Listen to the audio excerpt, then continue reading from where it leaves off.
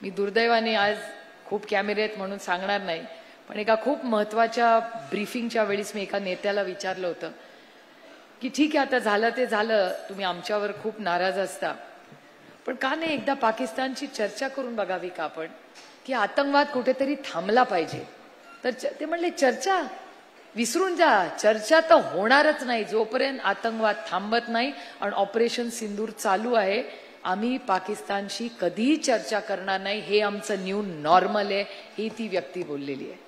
एकीकडे तुम्ही चर्चेलाही तयार नाहीये, पण तुम्ही क्रिकेट मॅच करायला तयार आहात, हे दुर्दैव आहे. आणि आपण मला असं वाटतं आज एक प्रस्ताव केला पाहिजे की ऑपरेशन सिंदूरला ज्या ताकदीने आपण सगळ्यांनी या देशाबरोबर पहिला देश, मग राज्य, मग पक्ष आणि मग कुटुंब, ही जी आपली धोरणं आहे, हा पक्षाचा विचार आहे, ह्याच्यात आज जे आपण क्रिकेट खेळतोय त्याचा जाहीर निषेध मला असं वाटतं आजच्या मीटिंगमध्ये आपण सगळ्यांनी मिळून केला पाहिजे. आणि मी तरी ती मॅच बघणार नाही. आता प्रत्येकाने ठरवावं की आपण ती मॅच बघायची का नाही.